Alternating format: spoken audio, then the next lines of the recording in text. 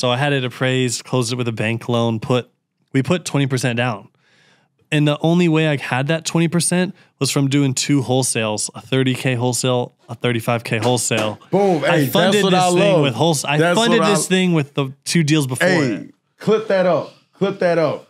Clip that up, cameraman. D-Liz. Clip it up. Because that's the motto right there, bro. Yeah.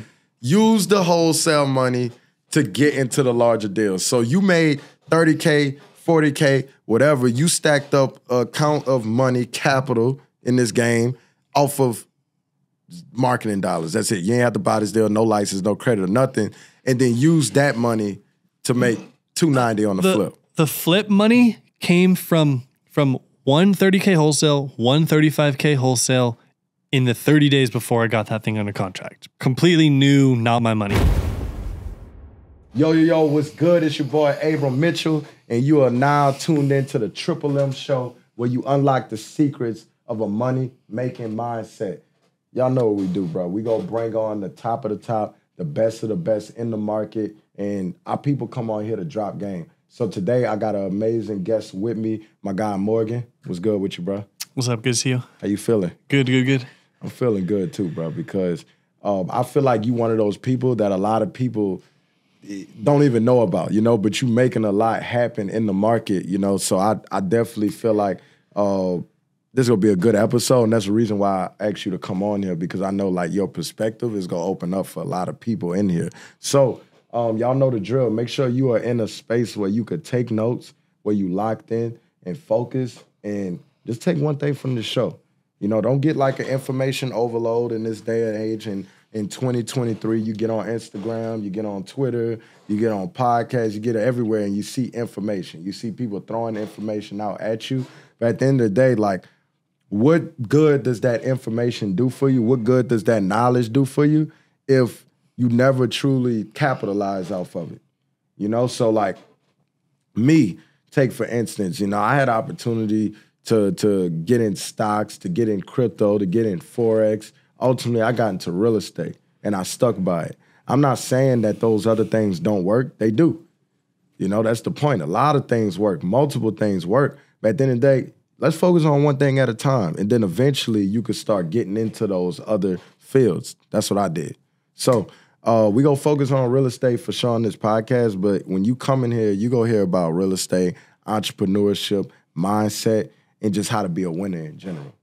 Because that's what we preach. Like, you got to be a winner at the end of the day. So, Morgan, bro, how you feeling, dog? Good. You feeling good? I would add, too, there's like crypto. Like, you could do crypto, you could do something else. Real estate, something that, like, real estate works for sure. Yes. I would say that. Like, you ain't got to be as smart. Yeah. You know what I'm saying? Yeah. Like, real estate, like, I don't know about you, but I ain't feel like I'm the smartest person around. Like, you don't have to be that smart to be successful in real estate versus, like, you gotta be smart to be a good stock trader. You know what I'm saying? Yeah, I agree. In crypto, I got crypto, but I still don't really understand the use case of it. You know what I mean? So I definitely agree with that. I'm gonna get right into it, bro. What ultimately led you into real estate? I tried to start a business right when I graduated college. I got an economics degree. Okay. Took me 5 years to get it. I went to school for economics. Yeah, I dropped out though. Yeah, smart. I got an economics degree from UC San Diego. It's a good school. I tried to start a business right after college, helping community college students get internships and jobs, helping community college students like transfer to a good school, like coaching for community college students. Worked like 60 hours a week of like waking up at 4, like grinding all day, like doing everything. Me and my business partner, we made probably 10 grand in a year, or maybe like 10 grand in 10 months split between the two of us. And it was so bad. I was like living with my parents' house. I was like, yo, this is not working. How old you was at this time? 24, 20. Yeah, 10 grand at 24. No, it was horrible. It was horrible. And so I was like, yo, like this is not working. Like I need to just like call it quits here. This isn't working. Like now I need something that's going to work for sure. That's why I said that. So I'm like, okay, like what because I will say, I felt like we weren't making money, but it wasn't because like I didn't know anything about business. Like I had some sales skills. So I was like, okay, like what's something that I can take my skills right now and make something happen? Real estate. So then I was like, I need to do real estate. I know it's going to work. real estate. And then I was like, I've just had the blinders on since then. Do you feel like you took things from that last business that, you know, although like financially it didn't work out, but do you think it was necessary like to transition into this world?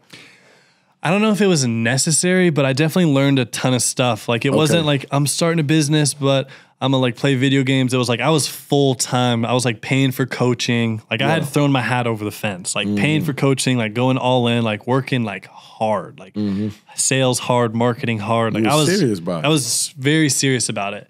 And no one, you can't look up like a community college coaching business on the internet right now. They don't exist. But I was going to be like, I'm going to try to do like the first of something. So it wasn't, I feel like it didn't work for like a couple reasons, but not because it was like, I was completely unskilled at the game, if that makes sense. I got you. What ultimately like led you to real estate? Like it was like you had that first year, you like, I ain't making no money.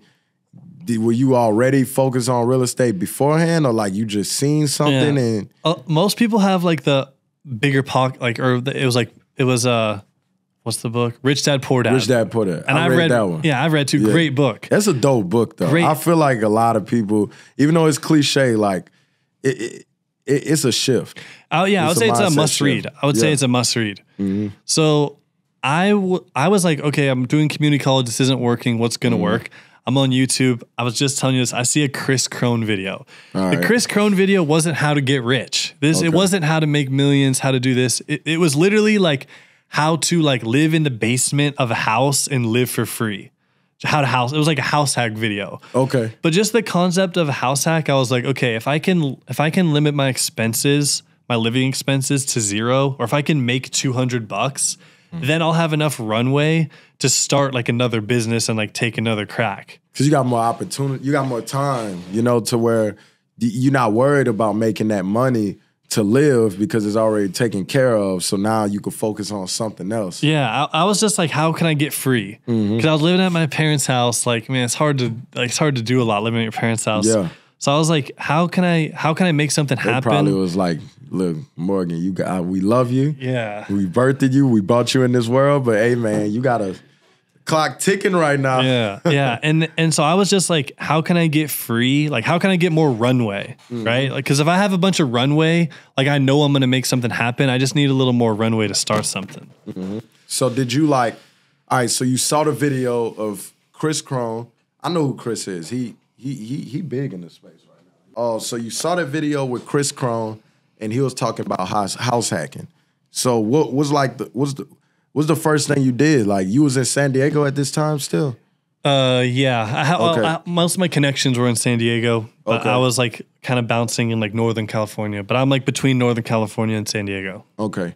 How is it growing up in San Diego, bro? Like I didn't grow up in San Diego. I moved there for college. Okay. I lived in La Jolla. Like if people look up La Jolla, like UC San Diego, it's the best place I've ever been to.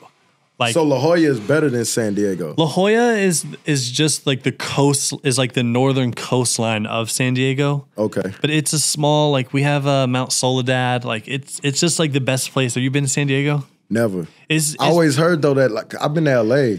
It's better. People say San Diego's better. It's better. It's a lot better. Yeah, way better. It's the best place. It's the best place you'll ever go.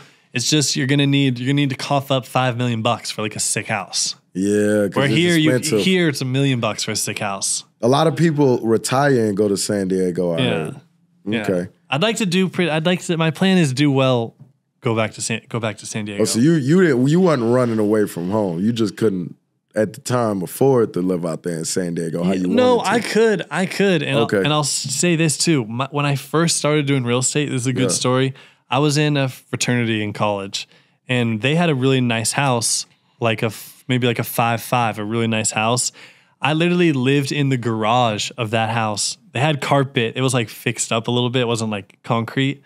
But I lived in San Diego on a really nice street in a really nice house in the garage, but it was $500 for rent.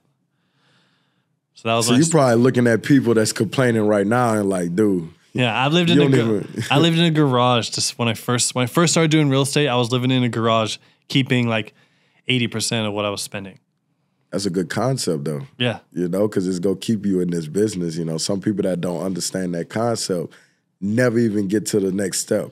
So like I heard San Francisco like that too. Like so that's where I'm from. I'm from a little town above San Francisco. San Francisco is rough. I don't want to live in San Francisco, and all those, it's like $1 million for like a dump. So like Nashville, I moved all the way across the country to do deals in Nashville.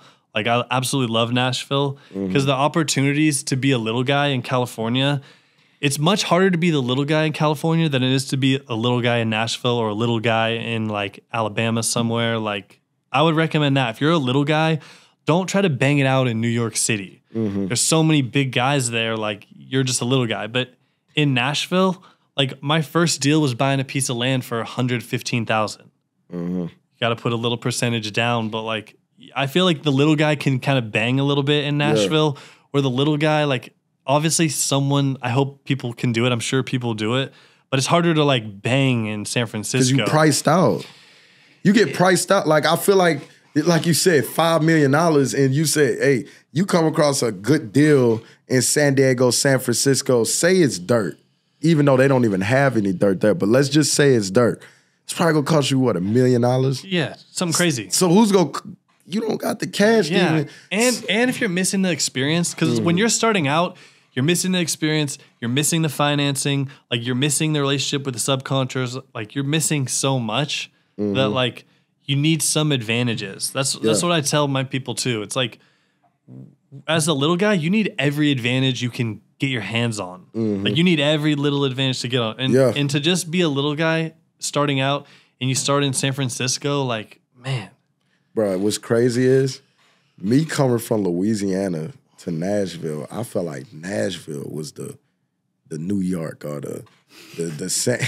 Nah, seriously, bro. Like I got to Nashville, I'm like, I look at Nashville skyline, I'm like, until somebody told me, they like, this is like a terrible skyline. Like this isn't even a dope skyline. I'm like, what you mean? Because I moved in my first apartment downtown. I'm showing my boy, I'm like, skyline fire. And then he on the phone, they got this girl with him.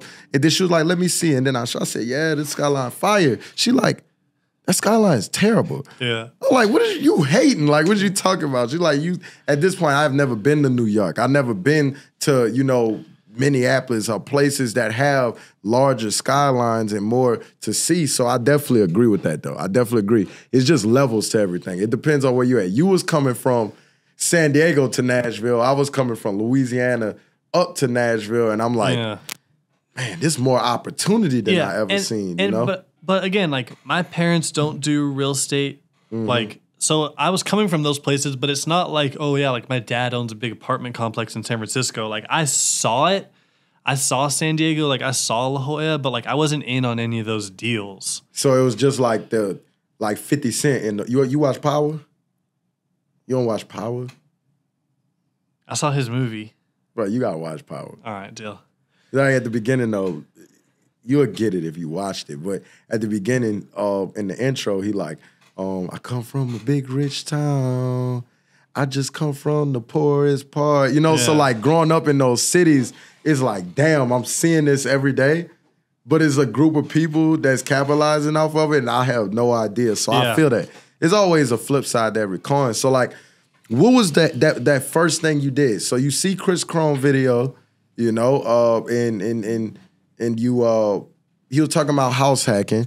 So what was you try to buy a house? Like I'll say what I did, but I would not recommend this. Okay. So I'll say what I did, but say what you did. I have better plan for y'all now. All right. I got more educated. I read some books. Okay. Like still on the sidelines, right? Like read some books. I've read a lot of books. I still read books, but I don't want to be telling people to read books. What's a book you read though?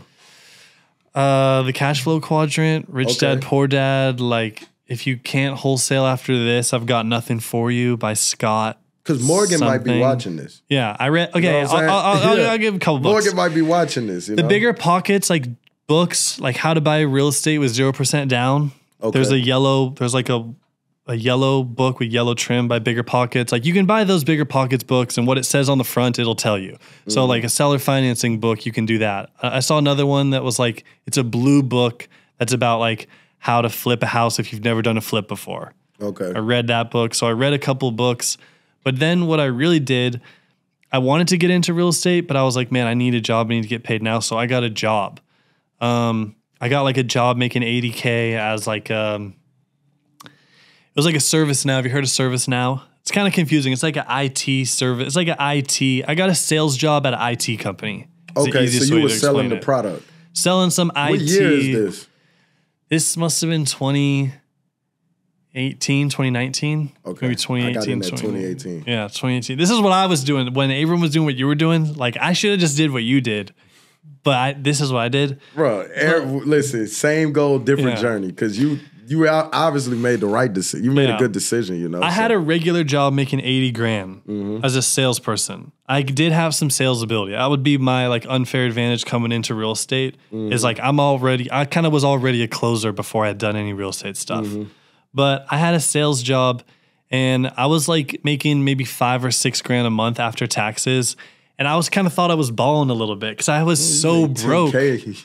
You made 10K in the year. Now you're making that down there in the month. Yeah, you feel like a baller. I'm like, man, because again, like I'm humble. I don't spend money. Like I got a Honda Accord. It's like I'm keeping money. I'm keeping money every month. So then I was like, I had a hard time quitting that job, even though I wanted to do real estate because it's like I'm making maybe 6 grand a month after taxes. I'm like, man, I'm kind of balling right now. I'm saving 4 of it. You know, I'm like doing a little day trading, like a little like kind of playing with stocks a little bit. Then I got laid off of that job January 2020, which was like the best thing that ever happened to me. Even right when COVID popped off. Right before in January. And I, like everyone was serious, like the VP of the company is serious, the head of HR, they're like, Morgan, like we regret to inform you that we got to lay you off. And I was like trying not to smile. Because I wanted to quit so bad, I just didn't like quite have the balls to quit, but I wanted to quit. I knew the right thing to do was to quit. It's just hard to like deal with the uncertainty and like deal with the fear of like, you know, is whatever else I'm going to do going to work? So you couldn't, man, that's crazy. How many people you think feel just like that? Everybody. Because I've never been I've never had a job. I worked at Home Depot. I worked as a fry cook. So the most I've made working at a job is like $1,200 a month. Probably that. Yeah. You know, so like I was scared. Like I was like, nobody's gonna hire me and pay me what I'm worth. You know what I mean? Like, come on now. Like people look at me as like, nah. So I'm gonna have to go make that myself. But I can only imagine being in a position where you did bag a job and they paying you money you never seen before, and then being in a position where you like, nah. I want something better, you know? And you might be tuned in to the fry cook or the person working at Home Depot. Like I'm really tuned in to the person making 80, 100, 150 grand a year at their job they hate, but like it's too much pressure to quit. It's too scary to quit. I'm tuned into that demographic. Yeah. That's more like me and my college friends that do that. So that 9 to 5 world. Yeah, you put in all that work, paid for that degree, got the job. Is like, and it's scary too. Like you get a girlfriend, you get a dog, you get a car payment. That's why I'm a big believer. Damn, dogs like kids. Huh? I know. We gotta talk about that because I want to get a dog too. Bro. But it's scary, and like the pressure mounts a little bit. Like because your monthly expenses are $4 grand, and that's probably low. Yeah. If you're making 150 and you spend 4, I bet that's low. But like, man, it's scary to quit when you're in that situation. It's really scary to quit. But it's not about the 150. It's always about what you make in a month. You know what I mean? Because they can say, I'm gonna pay you 150, but if they lay you off in January or February, then you get what you made up until that point. So what would you say to the people that's feeling like that? I've been there. Yeah.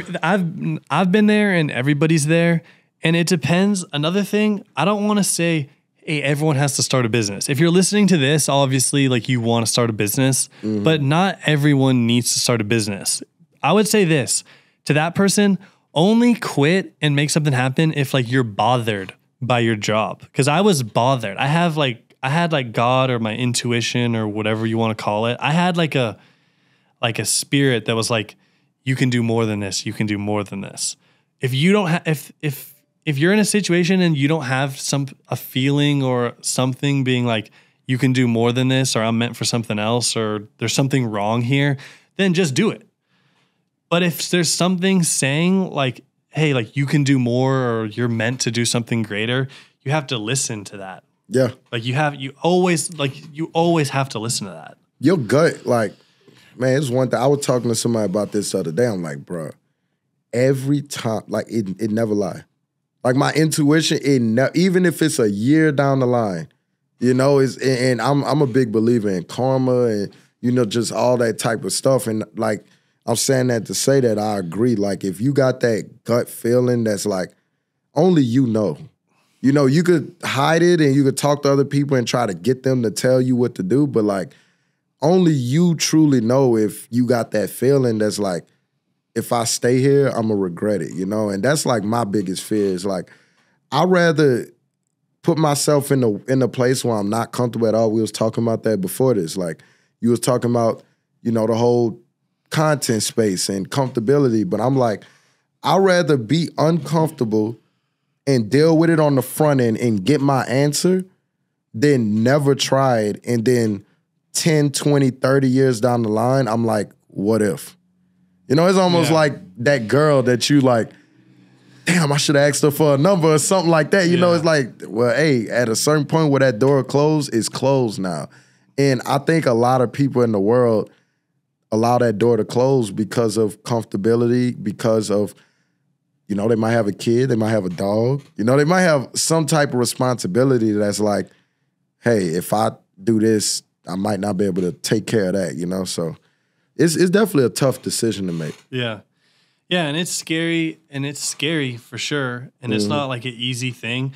That's why it was such a blessing to get laid off. And of course they were like, because they're so soft compared to like us in the real estate. The real estate world is like you only get paid if you kill something, and if you don't, like get out of here. But the corporate world is like, we're sorry to let you go. Like, here's severance pay. Here's this. Like, we really appreciate That's my business you. startup right there. Yeah. So boom, they let you go. You smiling about it. You called your girlfriend. You like, hey. Yeah. We here. Yeah, we about to get to the next, it's time. Yeah, how'd you know? That's literally exactly what happened. I'm like, she's like, no way. I'm like, yeah. She's like, no way. I'm like, yeah. I was like, yo, like, this real estate shit's about to pop off. We got some money saved up. Now. Yeah, we got some money saved up. So it was like, that day was like, I could see that day very clearly. Yeah, and so then here's what I actually would recommend. Because some people just like, all right, I'm gonna start. I'm gonna just start, which is great. Better than reading books. What I did, I was like, let me find a job or let me work for someone. Let me work for someone that's like making it happen in San Diego. Okay. And so I basically got two opportunities. One was like as a property manager, which I was like, this is going to be easy, but this is going to be boring. This is going to be so lame. Like, this is going to be so lame. You could just tell it's going to be easy, but lame. And then I had another opportunity with Acropolis Developments. Love these guys. Shout out to Jamel, Aladdin, Farouk.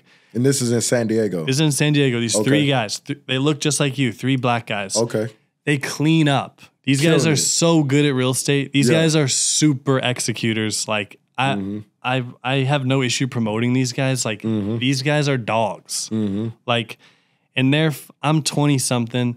They're like 40 something. And these guys are just super executors. And again, like, my dad never did real estate. These guys were super executors. And I was like, man, this job's going to be hard. Like, this is going to hurt. Like, if you ever see something where you're like, man, I'm going to have to do this and I know this is going to hurt. But I'm going to do it anyway. I was like, this is going to hurt. It's like commission only. I was like, this is going to hurt. But I want to learn. I want to know whatever these guys know that I don't know. And so that's how I started. And I was a sales guy for them starting February 2020. Okay. And we did super well. Like, I was closing in the midst of COVID. In the midst of COVID, we cleaned up. Yeah. Yeah, we did super well. Like, I was probably doing like 3 deals a month. All right. Finding 3 deals a month, like off the MLS, like agent relationships, email marketing. And I was just like closing those deals. And like, we cleaned up and I got way, way, way smarter from just like hanging out with them, like being in their office. Like, if someone comes and works for you or someone comes and works for me today, like, they're going to get a lot smarter from hanging out with us all day. Yeah, like, they are. A lot smarter. They are. Like, we have an agent on staff, and we was talking about just the whole agent test and how they don't teach you nothing. She was like, yeah, I learned like 100 times more in here than I ever did taking this 90 hours of coursework. So I think, you know, it is smart to go work inside of a company that's doing what you want to do, because you go get exposed to like industry, like top level, you know what I'm saying, criteria. If that's a company that, you know, is focused on growing. And that's what people get whenever they come work for us, is like the top of the top, you know, because we're always looking at sharpening that axe and getting better with our skills, you know. So you was over there closing deals in 2020. How long that last for? That lasted maybe 5. That lasted like after maybe 7, 8, 9 months. Okay. I went to I got a nice commission check. I maybe got like 10, maybe a 10, 15K commission check. I was like, hey, I'm gonna quit. I was like, hey, I'm gonna quit. And then my started grinning again, huh? Yeah. Called the girlfriend like, it's time. Yeah. It's time I was like, I'm gonna quit. And then, but I put in like a 2-week notice. And then like in that 2-week notice, I bagged like a bunch of other deals. So then I was like, actually, like, let me stay a little bit longer. Yeah. Stayed a little bit longer. Then one day, probably 10, 11 months after that, I got a 18K check. And I was like, and I was really scared again. It's scary to quit your job. So I was really scared. And I basically like took it, got it, walked it straight to Chase Bank, walked straight back, was like, hey, I quit. But I had to like pump myself up to even like have How was the that balls to quit. conversation with them? It's hard. It's hard. It's scary. How they feel? Like, were you like in one of those situations where they was like, they well, don't, by that time I had NDAs? done so well with them. By that time he was like, okay, well, what do you want to do instead? I was like, well, I'm gonna start my own thing. They're like, well, we'll invest in your own thing. Let's do a split. They just kind of wanted a piece of the action because I'd done so well for them. They were like, we'll invest in your deals. Like, we'll partner. If you want to move to Nashville, like we can do like an equity split. Like, we'll fund you everything, give you our systems. They were like, we'll help you. We want in on the action. You just said nah. Well, I said nah. I said nah because I wanted to do it on my own. At that point, I was like, I've seen enough. You was focused on ownership at that point. Yeah, because I have a business partner. We're already 50-50. And at that point, I had just done enough business with them. I was like, I've seen enough that like, I'm sure this is going to work. So let me just try it on my own. Yeah. Because I was sure, at that point, I was sure enough. I was like, this is happening. Wasn't that like, was you just looked at a map and said Nashville or like what? I wanted to go to Orlando, Florida. Okay.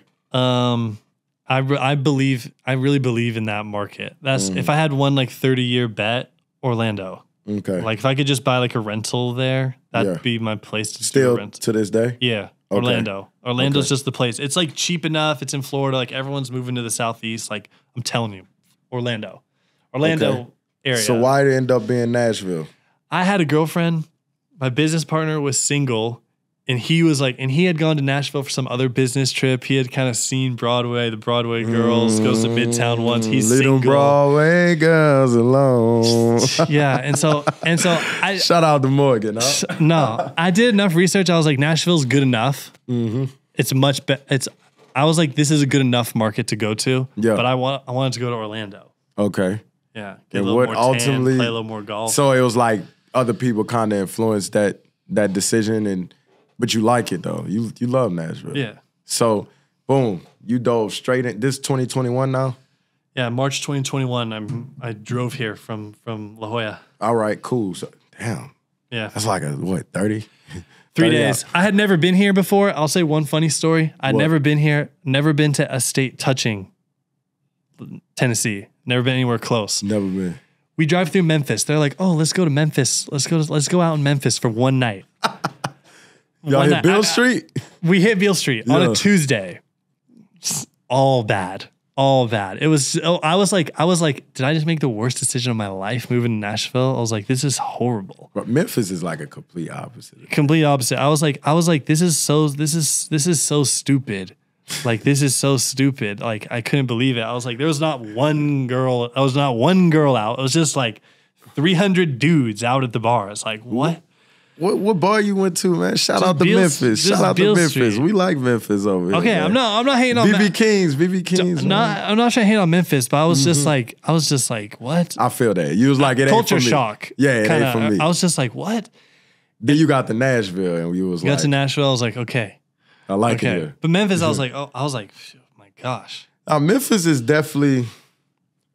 I got on Instagram today, and one of my boys' Lamborghini got stolen in Memphis today. Oh, today, yeah. Yeah. So, yeah, you definitely got to be a different breed in Memphis, but you got to Nashville, your girl, Ishi, and now you're a brand new business owner. So, at this point, you've worked for companies. You knew what wholesaling was, right? Yeah, but I'd never done a wholesale. Never done a wholesale. Only okay. flips. So take me through from March 2021 to where you at today. We first got here, batch, mojo, code violations, like every regular list you can think of. In mojo, no employees, me, Ishi, lock ourselves in a room, pulling like 50-hour weeks, like cold calling. Okay. We're networking too, meeting people like, we hadn't met Paul yet, but doing a little bit of networking, a little bit of like driving for dollars, like getting out of the house a little bit. But we're like just sitting in there like cold calling. Just like what you said, it's like people do what they know. Yeah. Like this was the only thing I knew. Yeah. It was like just cold call, like market heavy, like prospect heavy, like just be like consistency. Just be like a puncher, like hunter salesperson. Yeah. That's all I was like a one-trick pony. So how much y'all was able to make that first full year?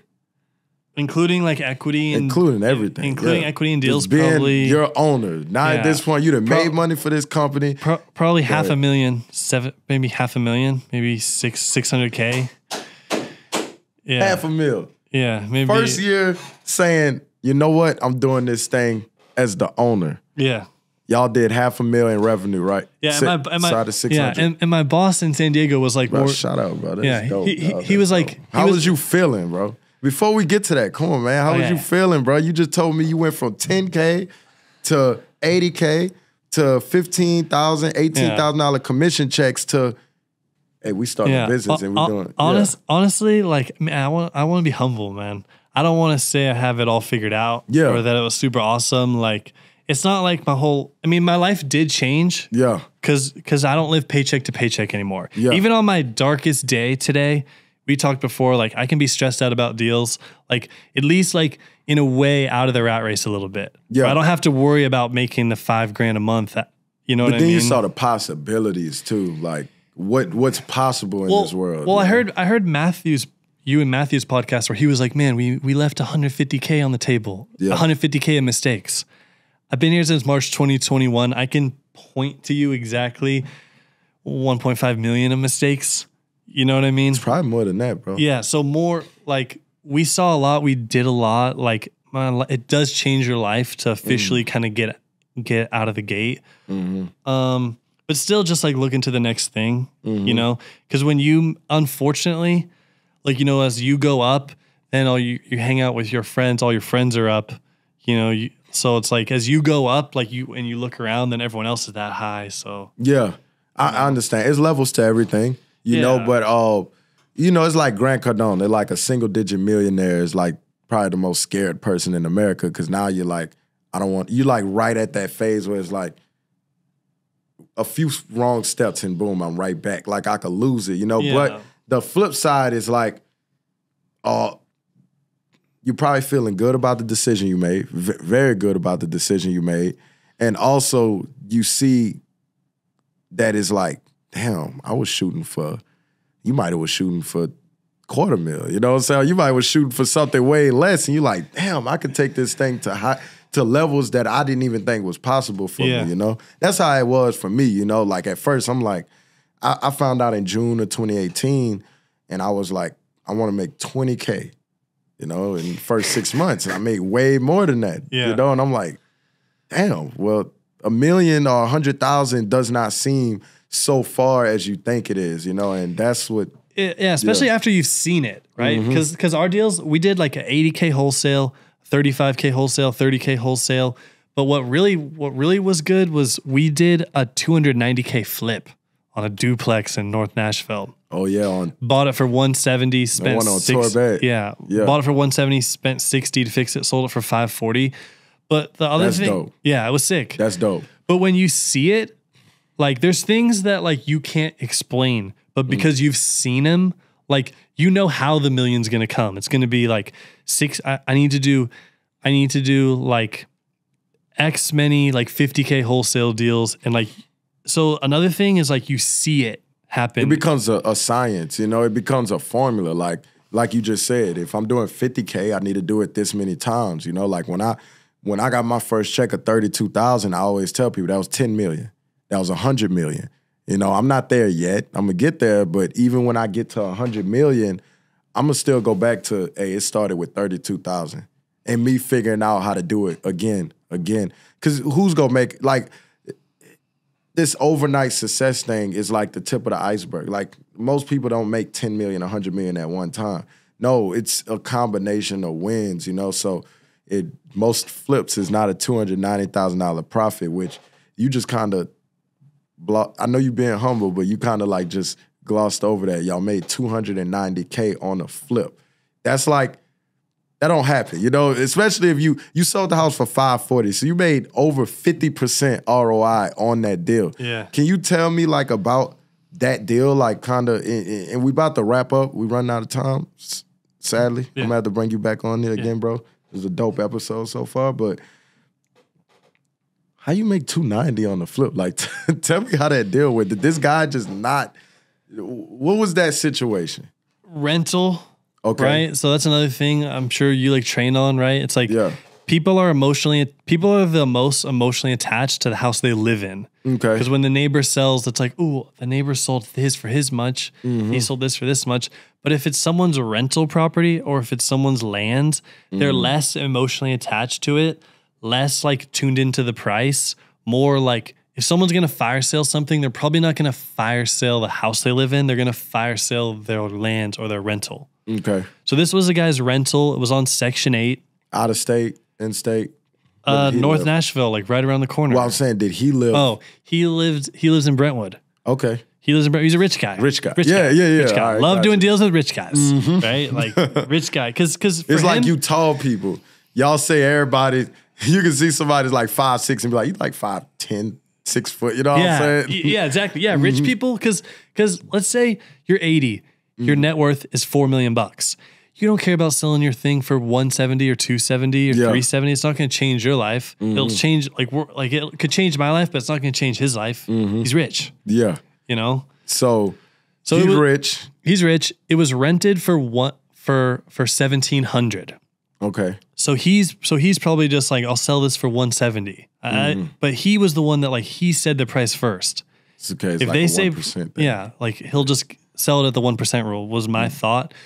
But he was like, I'll sell this to you for 170. And then I was like, okay, yeah, I'm interested. Like, you want to meet at the property or what's the next steps? And he was like, nah, you're not interested. He hangs up on me.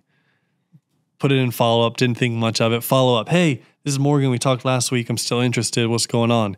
He's like, yeah, like maybe I kind of want to sell it. Like, I'll sell it for 170. I'm like, well, okay, yeah, like what's next? And he's like, well, you're not asking me enough questions about it. He's like, why are you not asking me more questions about it?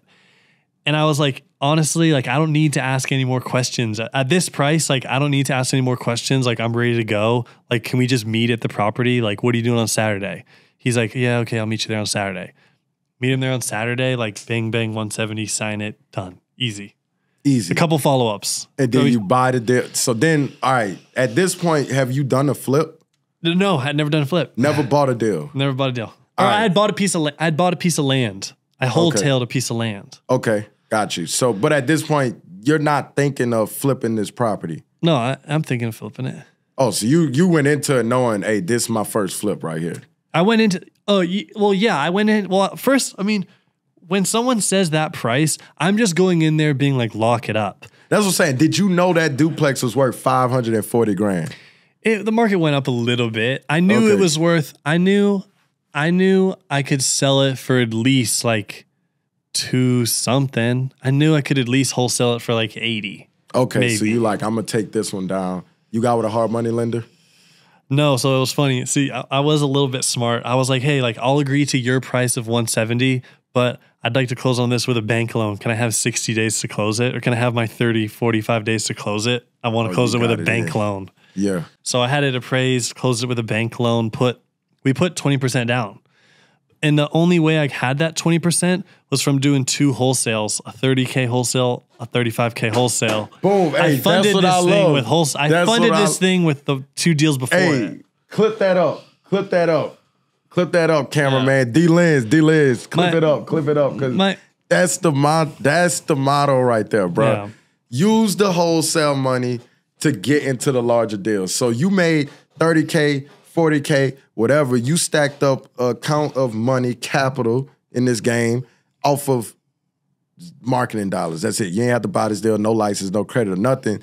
And then use that money to make $290 on the flip. The flip money came from one 30K wholesale, one 35K wholesale in the 30 days before I got that thing under contract. Completely new, not my money. So you literally just rinsed that, boom, let me get this 30, put it in this deal, and turn that 30 into 290. Well, really turn that into 320. Yeah, two pieces of land, 2 land flips. Bro, that's dope, bro. It was good. That's dope, because I mean, that's exactly what I did. I turned a wholesale deal, 40K wholesale. I didn't make 290 on it, you feel me? But I had 2 deals, and one of them I made 40K on it, made a deal with the investor, because I could have charged them 60 for that deal. I said, put me in contact with your lender, boom, and give me a good referral. Gave me a good referral, and I used that money to buy that flip, made 80 on the flip. The rest is history, you know? So I definitely don't preach that you should. Wholesaling, that's the gateway drug. That's the route to real estate. That's the best way to get in, because you need no license, need no credit. You need nothing. All you need is hustle and just time and consistency to talk to people. I always tell people, if you want to close a wholesale deal, talk to 30 people every single day about buying their property. You go run into somebody, sign a contract, 30K, 40K, 20K. You're going to make some money you never seen before. But don't fall in love with just doing that. You know, build your wholesale company, build your acquisitions, operation, deal sourcing. But at a certain point, you want to get a contract that you use that wholesale money you've been stacking to get into a larger deal, because that's going to open up your real estate investing career. So you agree with me? Yeah, 100%. So that opened up y'all's career. Yeah, real estate is not meant to be flipped. Yeah. Or like it's not meant to be wholesale. It's meant to be kept. Exactly. And wholesaling is another form of flipping. You know, it's flipping property on paper. If you buy it, you're actually going through the renovation process. But the whole goal for all real estate investors is a portfolio that pays them without working, you know? So I bet that just opened up a whole nother like mindset for y'all getting into that deal and doing so well.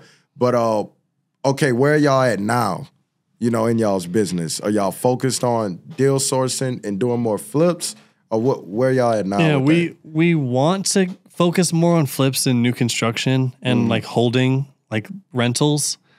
So we still wholesale maybe 70% wholesale, 30% some form of like keeping it, renting it, flipping it. Maybe like 60-40. So wholesale 60%.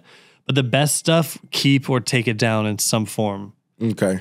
Dope, brother. And that's the motto that I mean, that's the formula that I preach, is like, you need a deal sourcing part of your business, especially today, you know, because there's not many deals in the market like it used to be. So, you know, these flippers and these investors that was relying on wholesalers, they like kind of dry right now, because the smart wholesalers are taking the best deals for themselves, you know. So build up an operation that buys deals for you, and then keep it to where, hey, I can wholesale this, wholesale that, keep this, keep that, you know. So, bro, this is a dope episode, like, for real, bro. I appreciate you coming up on here. You definitely, I think you opened up, you know, some mindsets for people that's watching this, that's like working their 9-to-5 job, making good money, but got that feeling like, hey, let me take a bet on myself. You know, let me go see what's more out there, because 9 times out of 10, it is more. You just got to be consistent and be willing to go through the growing pains with it. What's one piece of advice you got to leave our people with, bro? The best advice you could possibly give somebody. Imagine the person on the other side of that camera is Lil Morgan. What's the best piece of advice you could give somebody? The best advice? Yes. And I have to swear, the best advice is just fucking do it. Just do it. Just do it. And that's what I feel. I agree. I feel like you and Paul do a really good job of that, right? Because I said, okay, I read the book and I kind of like had the job first. But the best advice is like, especially, I like podcasts. I watch a bunch of podcasts, but like sometimes you got to close the book, turn off the podcast and go like make some shit pop off. Yeah, that's the best advice. Is the best advice is like, I can do it. I'm gonna go make some shit pop off right now. What's one of the biggest brands in the world today? Nike. What's their motto? Just do it. Real talk, bro. So look, appreciate everybody for tuning in to this episode. We're gonna be dropping this thing at 7 p.m. Central Standard Time like we always do. Y'all stay tuned for the next one. Let's get it. We out.